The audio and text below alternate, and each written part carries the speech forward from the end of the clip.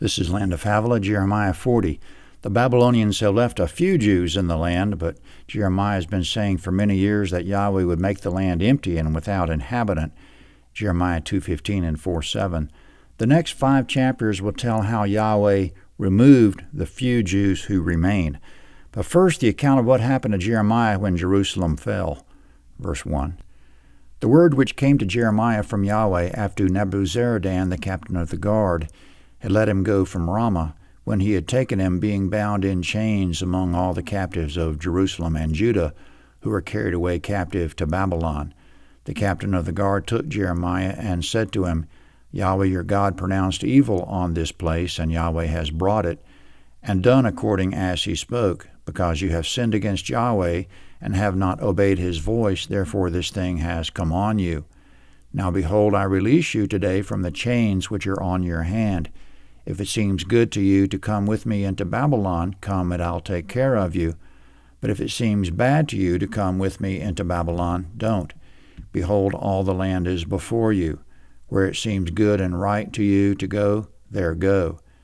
Now while he had not yet gone back, go back then, he said, to Gedaliah the son of Ahikam, the son of Shaphan, whom the king of Babylon has made governor over the cities of Judah, and dwell with him among the people, or go wherever it seems right to you to go. So the captain of the guard gave him food and a present, and let him go. Then Jeremiah went to Gedaliah the son of Ahikam to Mizpah, and lived with him among the people who were left in the land. Comment in verses 1 to 6, this is how Jeremiah came out when the Babylonians broke into the city. They found him in the court of the guard, took him captive, and put him with all the other captives, put them all in shackles, and marched them 200 miles north to Nebuchadnezzar's headquarters at Riblah, Syria. As we learned in the last chapter, Nebuchadnezzar passed judgment on Jeremiah and gave him the VIP treatment. He charged all his top commanders to look after Jeremiah's welfare, and whenever Jeremiah was ready, to take him or send him wherever he wants to go. In verses 2 and 3, the Babylonians were well aware of Jeremiah's history and of the spiritual side of things, how Yahweh had pronounced evil on Judah, how Jeremiah was Yahweh's prophet, and how Yahweh had brought it all to pass. They probably learned it during the siege from the Jews who took Jeremiah's advice and surrendered themselves to the Babylonians. Those surrendered Jews were surely aware of what Jeremiah had been saying and reported it to the Babylonians. In verse 4, the officer told Jeremiah he was free to come with him to Babylon, and he would take care of him there, or he could go anywhere else. In verses 5 and 6, Jeremiah has been through famine, and he marched 200 miles, so it seems he stayed in Riblah for a while to recover, but then he left for Judah. Back home, the Babylonians have set up a Jewish governor ruling out of Mizpah of Benjamin, about 7.5 miles north of the ruins of Jerusalem. Probably Jeremiah had letters instructing the governor to treat him as a friend of the empire. Coming up in the next section, a few bands of Jewish soldiers and their leaders have managed to escape from the Babylonians so far. They're veterans of the war. They're still in fear of their lives that the Babylonians might take them captive or kill them. They want some assurances from the new governor. Verse 7. Now when all the captains of the forces who were in the fields, even they and their men, heard that the king of Babylon had made Gedaliah the son of Ahikam governor in the land, and had committed to him men, women, and children, and of the poorest of the land, of those who were not carried away captive to Babylon, then Ishmael the son of Nethaniah, and Johanan and Jonathan the sons of Kareah, and Seraiah the son of Tanhumeth, and the sons of Ephah the Netophathite, and Jezaniah the son of the Maacathite, they and their men came to Gedaliah to Mizpah. Comment in verses 7 and 8, the Babylonians have left a few Jews in the land on purpose, mostly the very poor, and a few others to be left there to govern. But they didn't leave the military captains and their men in the land on purpose. They simply never captured them. The captains came to the governor to see if they could work something out. Would the Babylonians let them stay in the land or not?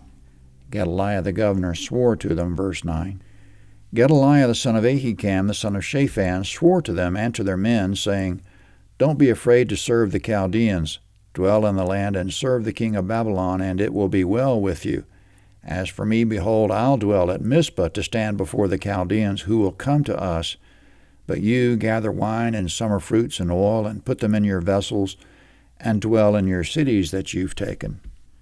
Comment in verse 10, the governor extended peace to the Jewish captains and gave them a sweet offer. He said, serve the Babylonians, and you can stay in the cities you've taken. Gather crops, store them away, and don't worry about the Babylonians. I'll be here to deal with them. Judah is so wide open right now, it'll be the high life for these captains and their men, these veterans of the war, if nothing else happens. Now, in addition to the few Jews that have already been mentioned, coming up there are some others who fled to neighboring countries during the war who are now returning. They'll prosper at first and gather crops from the empty land. Verse 11. Likewise, when all the Jews who were in Moab and among the children of Ammon and in Edom and who were in all the countries heard that the king of Babylon had left a remnant of Judah, and that he had set over them Gedaliah the son of Ahikam, the son of Shaphan, then all the Jews returned out of all the places where they were driven, and came to the land of Judah, to Gedaliah, to Mizpah, and gathered very much wine and summer fruits. Comment now regarding the Jewish military captains who are now living in peace. Some of them will come to Gedaliah the governor and warn him of an intended coup. Verse 13. Moreover, Johanan the son of Kareah and all the captains of the forces who were in the fields came to Gedaliah to Mizpah, and said to him, do you know that Baalis, the king of the children of Ammon, has sent Ishmael the son of Nethaniah to take your life? But Gedaliah the son of Ahikam didn't believe them. Comment in verses 13 and 14, Baalis is king of Ammon on the other side of the Jordan River. The Jewish captains are warning Gedaliah that Ishmael, who made peace with him, is planning to kill him. Gedaliah doesn't believe it. We'll learn that Ishmael is a member of the former Judean royal family, and that he plans to kill everyone in Mizpah who's part of the Babylonian government. Ishmael thinks he can live in Ammon under the protection of his friend King Baalis, but Jeremiah has prophesied that all the surrounding nations will surely serve Nebuchadnezzar, Jeremiah 27, so there's no refuge anywhere. Coming up, since Ishmael plans to kill the governor, the captain named Johanan will offer to kill Ishmael. He and the other captains have a good deal going right now in Judah, and they don't want Ishmael to ruin it. Verse 15. Then Johanan the son of Kareah spoke to Gedaliah in Mizpah secretly, saying, please let me go, and I'll kill Ishmael the son of Nethaniah, and no man will know it. Why should he take your life, that all the Jews who are gathered to you should be scattered, and the remnant of Judah perish? But Gedaliah the son of Ahikam said to Johanan the son of Kareah, you shall not do this thing, for you speak falsely of Ishmael. Comment in verse 15, Johanan offered to kill Ishmael. Otherwise, Ishmael will kill the governor Gedaliah, and afterwards the Babylonians will restore order by coming in and killing or deporting everyone. But Gedaliah thought Johanan must be mistaken about Ishmael, or that he was lying. He would not give permission to preemptively kill Ishmael. The story continues in chapter 41 next.